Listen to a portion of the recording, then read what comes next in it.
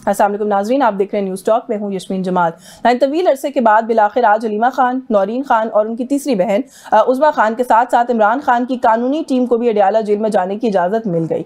इससे पहले हमने देखा कि PTI की जानिब से फराहम करदा लिस्ट में शामिल नामों को पंजाब पुलिस की जानिब से लगाए गए नाके पर ही रोक लिया जाता था। न सिर्फ फैमिली और वकला को मुलाकात से रोका जाता था बल्कि साथ आए कारकुनान को भी गिरफ्तार कर लिया जाता था, लेकिन आज ऐसा कुछ भी नहीं हुआ। अडियाला जेल के बाहर पंजाब पुलिस की जानिब से PTI के कारकुनान पर भी कोई सख्ती देखने में नहीं आई और अडियाला जेल के बाहर PTI कारकुनान की एक बड़ी तादाद इमरान खान के हक में नारे भी लगाती दिखाई दी। अडियाला जेल में तोशाखाना केस 2 की समाअत के मौके पर जज साहब की जानिब से सुपरिटेंडेंट अडियाला जेल को वकला समेत फैमिली मेंबर्स को समाअत में आने की इजाजत देने का हुक्मनामा मौसूल हुआ, जिस पर मिनो अमल करते हुए इमरान खान की कानूनी टीम और फैमिली को अडियाला जेल में जाने की इजाजत मिल गई। हालांकि हमने देखा है कि इसी हवाले से इस्लामाबाद हाई कोर्ट का भी एक फैसला मौजूद है, लेकिन जेल इंतजामिया की जानिब से उस फैसले पर अमल दरामद नहीं होता।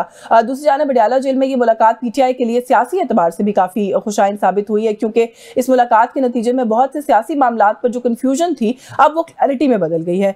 PTI में सबसे ज्यादा कन्फ्यूजन ज़िमनी इंतखाबात में हिस्सा लेने या ना लेने के हवाले से पाई जा रही थी। PTI की सियासी कमेटी में अक्सरियत का ख्याल था कि पार्टी को इमरान खान के फैसले के बरक्स ज़िमनी इंतखाबात में हिस्सा लेना चाहिए, जबकि कुछ लोगों का ख्याल था कि इमरान खान की वाज़ेह हिदायत आने के बाद इस मामले को सियासी कमेटी के सामने नहीं रखना चाहिए था। इस हवाले से गुफ्तगू करते हुए सलमान अकरम राजा का कहना था कि बानी PTI की जानिब से ज़िमनी इंतखाबात में हिस्सा लेने या ना लेने के हवाले से कोई हतमी बात नहीं जो है वो कही गई है, बल्कि उन्होंने कुछ हिदायत दी हैं जिनकी रोशनी में मामला एक बार फिर सियासी कमेटी के सामने रखकर इस बात पर फैसला किया जाएगा। इसके अलावा इमरान खान की जानिब से पार्टी की आदत को कायमा कमेटियों से मुस्ताफी होने की भी अहकाम जो है वो जारी किए गए हैं। ये जो एक हमने सडन चेंज देखा है अडियाला जेल के बाहर माहौल के अंदर, उस तब्दीली की क्या वजूहात हैं, थोड़ा सा इस पर बात करेंगे। ये जो कहा गया है कि कायमा कमेटियां जो हैं इनसे मुस्ताफी हो जाए, इससे क्या जो है वो अचीव करना चाह रही है पाकिस्तान तहरीक इंसाफ? क्या इससे एक और क्राइसिस चाहे छोटे लेवल का ही वो डेवलप नहीं हो जाएगा पॉलिटिकल फ्रंट के ऊपर? क्या हासिल होगा, थोड़ा सा इस पर भी बात करेंगे। हमारे साथ प्रोग्राम में मौजूद है मेंबर है नेशनल असेंबली की पाकिस्तान मुस्लिम लीग नवाज से समर हारून बिलोर ने हमें ज्वाइन किया। बहुत शुक्रिया समर आपका, आपने प्रोग्राम में वक्त दिया। मेंबर है नेशनल असेंबली के पाकिस्तान तहरीक इंसाफ से शफकत अब्बास सवान साहब मौजूद हैं। बहुत शुक्रिया शफकत साहब आपका भी, आपके वक्त के लिए। मैं समर आपसे गुफ्तगू का आगाज कर लूँ, क्या हुआ आज? सारों को ही जाने दे दिया, मतलब वो तो मुझे लग रहा है PTI वालों को भी यकीन नहीं आ रहा। हमने भी 3-4 दफा खबर को दोबारा पीछे करके देखा कि ये वाकई हुआ है कि आज जिसने भी जाना चाहा सबको जाने दिया गया।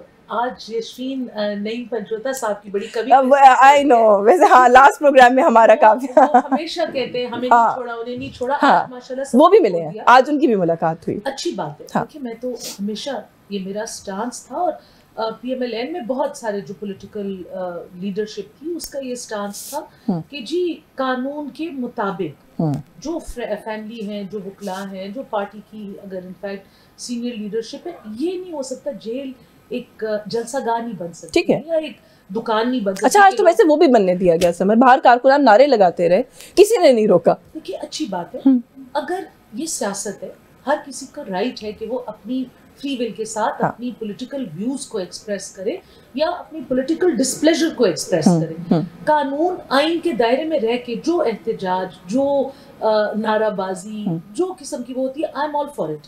यही तो डेमोक्रेसी। सडनली कैसे समझ आया ये बताएं, या आप आ गई हैं पार्टी में, आपने समझाया आपके आने के बाद अच्छे पॉजिटिव चेंजेस आ रहे हैं? आप सोच रहे इस तरह नहीं है। आई थिंक ये बहुत एक तवील अरसे से और पाकिस्तान तहरीक इंसाफ की जो करंट लीडरशिप है उसकी तरफ से भी कुछ मुस्बत स्टेप्स लिए गए, कुछ मुस्बत इकदाम लिए गए।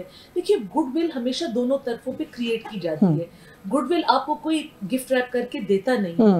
बैरिस्टर गौहर साहब ने आई थिंक काफ़ी मुस्बत बयानात भी लिए, स्टेप्स भी लिए। इसी तरह 14 अगस्त को उनका जो एहतजाज था उन्होंने मौखर कर दिया।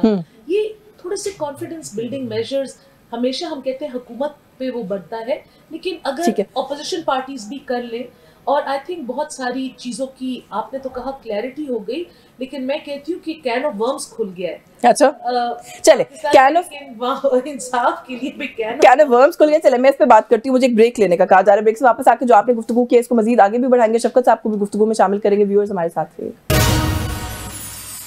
जी वेलकम बैक नाज़रीन। जैसे कि हमने बताया था ब्रेक पे जाने से पहले कि शफकत अवान साहब हमारे साथ मौजूद होंगे।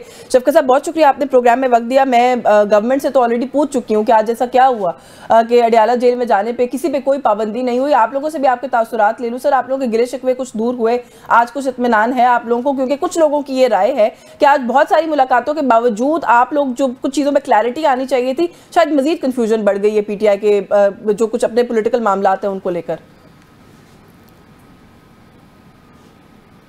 जी शफकत अवान साहब।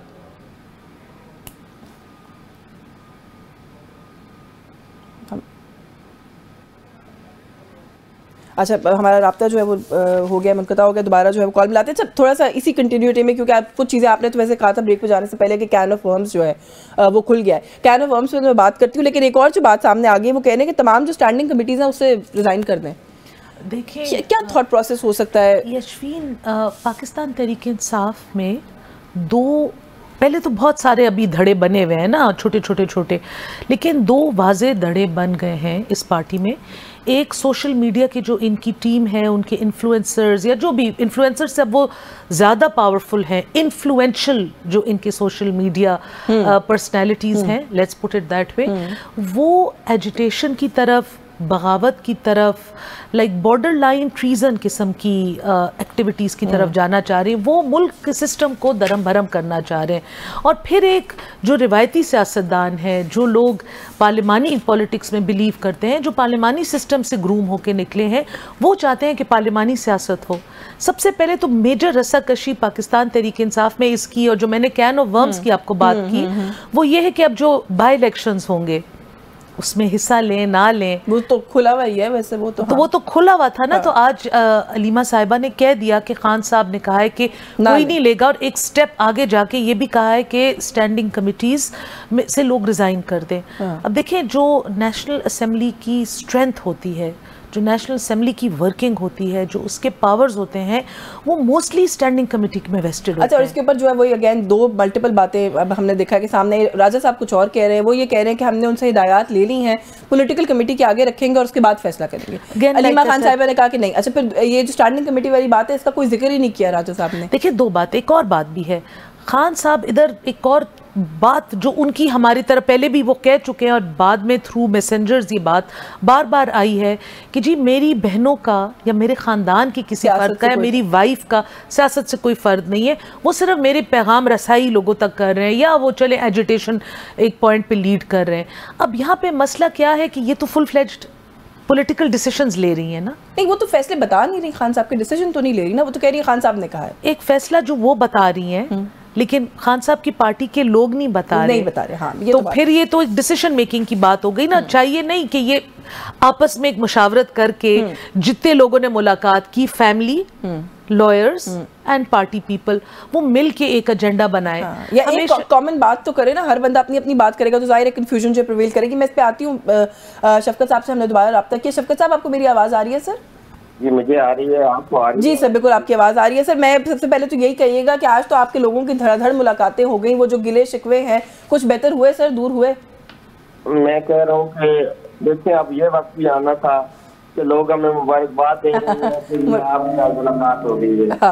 बस हम इस हालत में आ गए, अल्लाह ही रहम करे मेरे पाकिस्तान पर, कि यहाँ पर किसी पॉलिटिकल लीडर, और वो ऐसा लीडर जो पूरी दुनिया का लीडर है और साबित वज़ीर-ए-आज़म पाकिस्तान है, उसकी आज मुलाकात हुई है। तो पता नहीं कितने लोगों ने मुझे मुबारकबाद दिया, मुबारक मुझे आज आपके लोगों की मुलाकात हो गई है। तो ये तो हाल हो गया नजर। अच्छा, लेकिन शफकत साहब, इसके अंदर एक बात तो है ना, देखिए चले वो जो आप एक एस्पेक्ट उठा रहे हैं हुकूमत के रवैये का, उसको मैं मानती हूँ। मैं आपको पता है हर वक्त प्रोग्राम्स में खुद भी कहती हूँ कि मुलाकातों को जो है नहीं रोका जाना चाहिए। लेकिन सर, कहीं ना कहीं आपको नहीं लगता कि जो आप लोगों की लीडरशिप बाहर है, उनके एंड पर भी सर कोई कोताही हुई है, कोई कमी रह गई है? आप लोगों को तो अभी तक खान साहब को बाहर निकाल लेना चाहिए था। आप लोग मुलाकातों के लिए लड़ाई लड़ते हैं। अलीमा खान साहिबा गिला कर रही है कि जो लीडर्स हैं उनके पास तो जेल के बाहर आने का वक्त नहीं होता, और क्या करेंगे? मैं कह रहा हूँ कि हमारे पास अगर कोई बहुत होती और हम उठा सकते होते तो जरूर ले आते खान साहब को बाहर। लेकिन अब हमारे पास मसला क्या है कि जब हम एहतजाज करने जाते हैं तो ये गोलियां मार देते हैं। उसके बावजूद हम उस पर रफा एहतजाज में हम रोड पर हैं और हम एहतजाज करते होंगे और कोई भी हमें रोक नहीं सकता। लेकिन हमारे पास ऐसी कोई पावर नहीं है कि हम खान साहब को जेल से निकाल के। लेकिन अच्छा शफकत साहब, आपने लेकिन एनालाइज नहीं किया, अपना तजिया नहीं दिया कि आज ऐसा क्या हुआ कि मुलाकातें भी होने दी, मुबारकबाद वाली बात तो चले ठीक हो गई, लेकिन आपके कारकुनान ने सर आज तो बाकायदा नारेबाजी की है अडियाला के बाहर, किसी ने किसी को नहीं रोका। अब लोग थक गए, मेरे ख्याल से आज जो मुलाकात हुई है वो इसलिए कि आप लोग बहुत ज्यादा पता है कि आ गए थे, इसलिए आज मुझे मजबूरन मुलाकात करवानी पड़ी है, जो मेरा अपना ख्याल है। मैं तो नहीं जा सका आज, वैसे मैं जाता हूँ, और इसलिए आज उनको मुलाकात करवानी पड़ी है। बाकी इमरान खान साहब की बाहर लाने की बात, वो तो अदालतों को चाहिए था कि कुछ न कुछ इंसाफ करते, किसी न किसी लेवल पे 10% ही हमें इंसाफ मिल जाता तो होते। सर अभी 8 के 9 केसेस में तो अभी खान साहब को जमानत मिली है। फैसलाबाद वाला जो केस का फैसला आया सर, उसमें अगर कुछ लोगों को सजा हुई है तो कोई 34 के करीब वो हैं जो बरी भी हो गए हैं, तो सर इंसाफ हो भी रहा है साथ साथ, ऐसी बात नहीं है। मेरी बात सुने, 9 मई के केसेस में जमानत हुई है, मुझे ये बताओ सुप्रीम कोर्ट ने क्यों खारिज की, फिर हाई कोर्ट ने क्यों खारिज की, वो जमानत सुप्रीम कोर्ट तक क्यों गई? कभी भी कंस्पायरेसी के मुसलमान की जमानत या खास जमानत सुप्रीम कोर्ट तक नहीं पहुंचती, वो ट्रायल कोर्ट में डिसाइड हो जाती है, वो जमानत हो जाती है। क्योंकि फिर देखेंगे ट्रायल में कि अगर ये बंदा मुल्जिम हुआ तो इसको सजा कर देंगे, अदरवाइज तो हाई कोर्ट के जजेस ने उसको खारिज किया, और वो फैसला जो लीगल सर्टेनिटी है उसमें इतना ज्यादा क्रिटिसाइज हो रहा है। क्रिटिसाइज तो क्या हो रहा है, हंस रहे हैं लोग जो जज ने वो फैसला लिखा है खारिज करने का। अब सुप्रीम कोर्ट के जजेस वो अल्फाज कहाँ से लाते, उसमें क्या लिखते, खारिज तो वो कर नहीं सकते थे, तो मजबूरन आप कह रहे हैं कि करना पड़ा। अच्छा बिफोर आई मूव ऑन, मैं जरा समर को भी दोबारा गुफ्तगू में शामिल करूँ, एक जरूर यहाँ पे भी समर साहिबा ने भी बात की है, एक इल्जाम हुकूमत पर ये लगता था कि ये एक मैन्युफैक्चर्ड कन्फ्यूजन है जो हर मंगल को और जुमेरात को ये हुकूमत क्रिएट करती है, किसी को जाने देते हैं किसी को नहीं जाने देते, इनको सूट करता है कि कन्फ्यूजन रहे। अब इन्होंने जाने दिया है तो अब ऐसा लग रहा है कि सर आप लोगों को कन्फ्यूजन सूट करती है, क्योंकि जितने लोग मिलकर आए हैं, जितने मुंह उतनी बातों वाली जो है वो बात हो गई है। अलीमा खान साहिबा कोई और बात कह रही है, राजा साहब कोई और बात कह रहे हैं। मेरी बात सुनिए, फाइनल फैसला खान साहब का होगा, पॉलिटिकल कमेटी वो बताएगा कौन सर, वो बताएगा कौन? आज आप लोगों की मुलाकातें होने दी हैं तो आप लोगों की जो आपस का इख्तिलाफ है वो और खुल के सामने आ गया। सलमान अकरम राजा साहब ने बिल्कुल कोई और बात की, अलीमा खान साहिबा ने बिल्कुल कोई और बात की है। मैं कह रहा हूँ कि जो फाइनल फैसला को खान साहब करेंगे आज की अभी थोड़ी देर बाद उसमें सारी चीजें के सामने रखेंगे, और इंशाल्लाह ताला जो भी फैसला करेंगे खान साहब के पास जाएगा, हम खान साहब से उसको फाइनल सर यहाँ पर भी कंफ्यूजन है। सलमान अकरम राजा साहब ने कहा सियासी कमेटी वाली बात जो आप बात करें, अलीमा खान साहिबा ने कहा कि खान साहब ने तो कह दिया नहीं लड़ना इलेक्शन। अच्छा फिर उसके बाद जो कायमा कमेटी वाली बात है, अलीमा खान साहिबा ने कहा, खान साहब ने कहा मुस्ताफी हो जाए, राजा साहब ने कोई जिक्र ही नहीं किया इस बात का। नहीं, राजा साहब ने इंसाफ तो नहीं किया, कोई ऐसी बात नहीं है। नहीं, मैं कह रहा हूँ राजा साहब ने इंकार नहीं किया, नहीं इनकार नहीं किया, लेकिन पार्टी के जनरल सेक्रेटरी ना पार्टी के रिलेटेड जो फैसले हैं वो अलीमा खान क्यों बता रही है? तो फिर दुरुस्त बात है ना जो समर साहिबा कर रही है कि आप लोग एक तो कहते हैं उन खान साहब की कई बातें बाहर आकर बताने कि मैडम बैठ कर यहाँ पर फरमा रही थी कि जो पॉलिटिक्स में इन्वॉल्व हो गई है, ये तो ऐसी बातें जो नहीं करनी चाहिए। जब खान साहब की गए वो मुलाकात करने के लिए, अगर उन्हें कोई बात खान साहब बताते हैं तो उन्होंने आगे बतानी है। और खान साहब ने कहा है कि वहाँ के इस्तीफे थे कमेटी से। हाँ आई थिंक ऑडियो का भी कोई इशू हो रहा है। मैं सर वैसे भी आपकी जाने बात हूँ, मैं जरा समर साहिबा को गुफ्तगू में शामिल करूँ। सर समर, जहाँ पे ये बहुत सारे मामला लॉन्ग साइड चल रहे हैं, इलेक्शन में हिस्सा लेना है नहीं लेना है, वहाँ पर ये बार बार एक बात जो है पॉपअप करती है हमारे पॉलिटिकल डिस्कोर्स के अंदर कि माफ़ी मांग लें तो मामला बेहतर हो जाएंगे। अच्छा एक तो है ना कि किसी जर्नलिस्ट ने कह दिया, उसके ऊपर भी बड़ी हमने देखा कन्फ्यूजन हुई। सीनियर पॉलिटिशियन है, डिफेंस मिनिस्टर हैं, आपकी जमात के बड़ी सीनियर रहनुमा है, वो ये कहते हैं कि 9 मई पर माफ़ी, पछतावा, इजहार शर्मिंदगी कुछ तो करना पड़ेगा, कुछ करेंगे तो फिर ये मामला जो है वो सेटल होगा। तो इसके अंदर दो बातें, एक तो ये कि क्या ये कोई पैगाम रसानी कर रहे हैं, ख्वाजा आसिफ साहब थोड़ा सा इस पर बात कर दें। दूसरा ये कि माफ़ी मांग लेने से जितने संगीन इल्ज़ामात उन पर हैं कि वो इस चीज़ के लिए अक्यूज़ड है, वो सारे क्या कवानीन ख़त्म हो जाएंगे, उनकी सज़ाएँ कैसे ख़त्म हो जाएंगी माफ़ी मांगने से? देखें माज़रत के साथ और एहतराम के साथ मैं ज़रा सख्त अल्फाज यूज़ करना चाह रही हूँ जो मुझे पसंद नहीं है। पाकिस्तान तहरीक इंसाफ वो हमारे देहातों में, छोटे गांव वगैरह में एक वो एक टोला होता है प्रोफेशनल मातम मनाने वाले लोगों का, ये उस कैफियत से नहीं निकल रहे। देखिए ये आप वाली बात की, देखिए कुछ लोग ऐसे हैं जिनको खान साहब का इनकार्सरेटेड रहना, जेल में रहना, पिक्चर से बाहर रहना सूट करता है। खैबर पख्तूनख्वा की हुकूमत, मैं खान साहब की नाकिद भी हूँ, हमेशा मैंने सियासत उनके अपोजिट कैंप में की है और मेरी सारी उम्र उनके अपोजिट कैंप में ही सियासत करने की वो है इरादा भी आपका इरादा है। लेकिन देखें, आई डोंट थिंक कि जो बुरा हाल आजकल खैबर पख्तूनख्वा में है, लगता है कि वहाँ पे गवर्नेंस है ही नहीं। अगर खान साहब होते तो आई एम श्योर 10 सवाल ना पूछते तो 2, 4, 5 तो पूछ आज पूछा है, सुना है उन्होंने पूछा है कि बिलियन सुनामी का क्या हुआ, इतनी फ्लडिंग हो रही है, क्या इन चीजों पे काम नहीं हो रहा। खुली छुट्टी खैबर पख्तूनख्वा की गवर्नमेंट को, खैबर पख्तूनख्वा के चीफ मिनिस्टर को मिली भी, उनको सूट करता है कि खान साहब अंदर रहें। वो तो गिले आपसे कर रहे हैं, वैसे आपको पता है ना, वो कह रहे हैं कि विफाक जो है वो तो कोई इमदाद भी ठीक से नहीं कर रहा, वो हमारा पुरसाने हाल ही नहीं है, कोई पूछ नहीं रहा। आई थिंक आज 8वां 10वां दिन है, अमीर मुकाम साहब उधर ही फ्लड हिट एरियाज में हैं, कभी वो शांगला जाते हैं, शांगला से वो स्वाद जाते हैं, वो कहते हैं इनफ एड नहीं भेजी है, इतना इनफ सपोर्ट नहीं भेजी है, एड ही भेज रहे हैं। वो जाके खुद जगह देख रहे हैं और जहाँ जहाँ पे जिस चीज़ की डिमांड आ रही है अगले दिन वो एड जा रही है। कहीं पे मेडिसिन चाहिए, कहीं पे कपड़े चाहिए। ये जो आपने माफ़ी की बात की, देखें खान साहब की पार्टी ने एक प्लानिंग के तहत 9 मई को और 26 नवंबर को मुल्क को बगावत की तरफ ले जाने की एक नाकाम कोशिश की।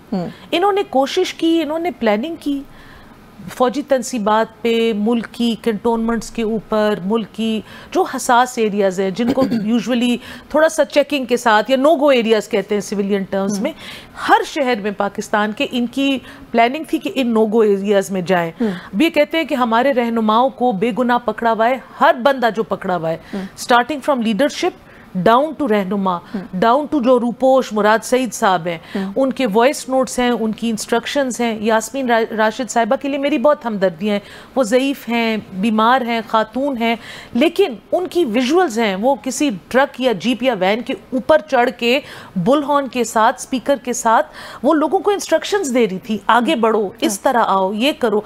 देखिए अगर इन्होंने 2 तरीके हैं, या तो अदालतों के थ्रू, ये मामला अदालती मामला है ना, अदालतें इनको सजा दे दे, ये वो सजाएं काट, यही तो मैं कह रही हूं, फिर ये बयानात का क्या मतलब? या देखिए क्योंकि वो सजाएं काटना नहीं चाह रहे ना। नहीं, लेकिन ख्वाजा आसिफ साहब अगर ये कहते हैं माफी, मैं सिर्फ सवाल ये कर रही हूं, मैं आपको वो बताऊं ना। देखिए इसका दूसरा वे आउट क्या है, बहुत सारे जर्नलिस्ट हमारे कोलीग्स हैं, बार बार एटलीस्ट मुझे कहते हैं और लोगों को भी कहते होंगे, आप लोग कोई बीच का रास्ता निकाले, गवर्नमेंट हाथ आगे बढ़ाए या रूलिंग पार्टीज जो है हाथ आगे, ये वो बीच का रास्ता, ये वो बीच का। देखिए आप पहले निदामत का इकरार तो करें ना, आप अपनी गलती तो माने, इसलिए नहीं कि आपको नीचा दिखाना है, इसलिए कि कल को कोई और गुस्से में आ जाएगा। लेकिन इसके अंदर एक और सवाल ये भी है ना कि अगर आपने 9 मई किया है तो फिर बीच का रास्ता क्यों निकालना किसी ऐसी शख्सियत के साथ जिसने ये किया है?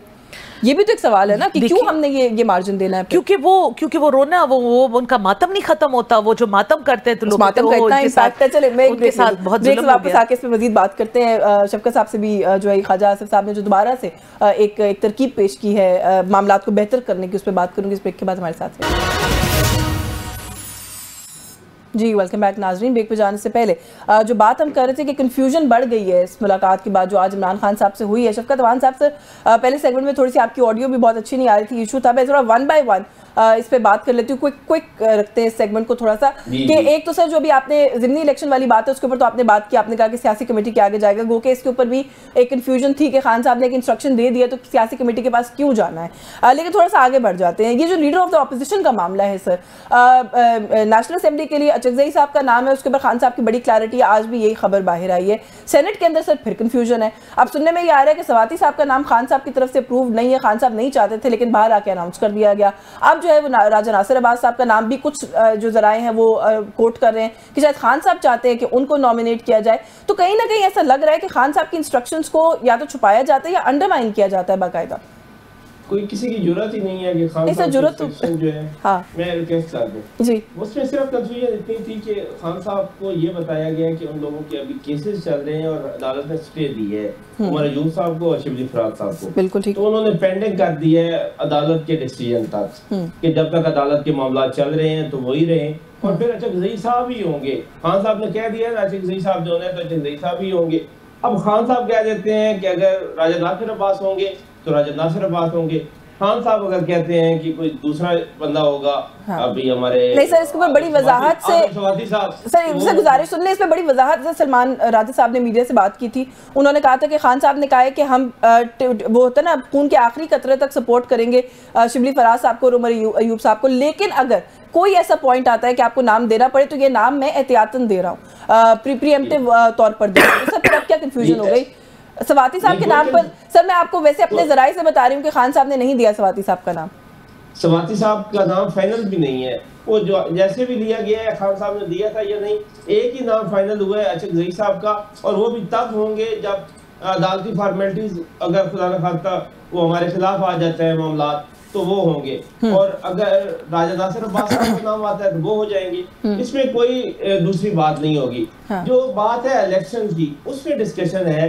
पार्लिमानी पार्टी भी यही चाहती थी इलेक्शन लड़ा जाए, पॉलिटिकल कमेटी के लोग भी यही चाहते थे कि इलेक्शन लड़ा जाए, सीसी भी यही चाहती थी लड़ा जाए, तो उसमें डिस्कशन हो रही थी। खान साहब का पहला जो पैगाम था वो उसके खिलाफ था, तो अब खान साहब ने पॉलिटिकल पार्टी पे छोड़ा है। अगर पॉलिटिकल पार्टी ये डिसाइड कर लेती है, खान साहब ने कोई 1-2 पॉइंट्स बता के भेजे हैं कि इन चीजों को मद्देनजर रख के डिस्कशन करें, और ये कितनी अच्छी बात है कि खान साहब इतना प्रिविलेज दे रहे हैं अपने लोगों को कि भाई आप इसमें शामिल हो, प्रोसेस में अपनी राय के मुताबिक डिसीजन करें। मैं तो बड़ा खुश नहीं सर, मुझे तो अदर वे राउंड लग रहा है, माजरत के साथ मुझे लग रहा है पॉलिटिकल कमेटी खान साहब को प्रिविलेज दे रही है कि हम ये बता रहे हैं, थोड़ा बहुत आप भी देख लें, अगर आपको सूट करता है। ये उल्टा चल रहा है, ये अभी जुर्रत वाली बात नहीं चल रही फिलहाल। नहीं, मेरी बात सुने कि पॉलिटिकल पार्टी में इतना मार्जिन होना चाहिए, ये पाकिस्तान में रिवाज ही नहीं था। जो कुछ पार्टी के लीडरान सरबराह डिसाइड करते थे और सारे लोग मनोमान तस्लीम कर देते। हमारी पार्टी क्योंकि पॉलिटिकल पार्टी है और पूरी डेमोक्रेटिक पार्टी है, इसलिए यहाँ पे सर डिसिप्लिन भी होता है पॉलिटिकल पार्टीज में, डेमोक्रेसी के साथ साथ डिसिप्लिन भी होता है। लीडरशिप की तरफ से अगर कोई हतमी बात आ जाए तो इस तरह से उसको बीच चौक बैठ के डिस्कस भी नहीं किया जाता, ये डेकोरम नहीं होता पॉलिटिकल पार्टीज का। आज तक कोई एक बात बता दें कि खान साहब ने फाइनली डिसाइड किया है किसी चीज को और उसको नहीं माना गया। अच्छा सर, थोड़ा सा क्विक एक कमेंट कर दे। पॉलिटिकल पार्टीज में लोगों का इख्तिलाफ भी होता है, वो इख्तिलाफ किस तरह के चौक के अंदर रिजॉल्व करना होता है। सलमान अकरम राजा साहब ने जो है ना वो भी इस्तीफों का भी रिकॉर्ड बना रहे हैं, वो तीसरा दिया उन्होंने और उनका जो है वो मंजूर नहीं हुआ, लेकिन बैरिस्टर गौहर जो है वो कहते हैं कि फिल्में ना चलाएं। खान साहब ने बड़ी इंस्ट्रक्शंस दी हुई है कि इस्तीफे और ऐसे मामला पब्लिकली डिस्कस ना करें तो मत करें। सर ये किस किस्म की वो है बात है कहने के लिए पार्टी के चेयरमैन को वो कह रहे हैं सेक्रेटरी जनरल को पार्टी के? नहीं, वो ठीक बात आप कह रहे हैं बैरिस्टर साहब, क्योंकि पश्तो स्पीकिंग और इंग्लिश स्पीकिंग है, वो कुछ बातें कह जाते हैं, उन्हें नहीं पता चलता कि ये फिल्म चलाना नेगेटिव सेंस में भी चला जाता है। वो उन्होंने तो अपने तौर पे ऐसे एक बात की है, लेकिन उसका सेंस तो और होता है। नहीं, मेरे पास वैसे पश्तून यहाँ बैठी, मैं पूछ ले पश्तो स्पीकिंग का इसके साथ क्या लेना देना है? ये इट्स अ जाइब राइट, जो आप किसी पे लेते हैं कि फिल्म ना चलाओ। तो आई थिंक ये तो उर्दू जबान में हर जबान में ये होगी।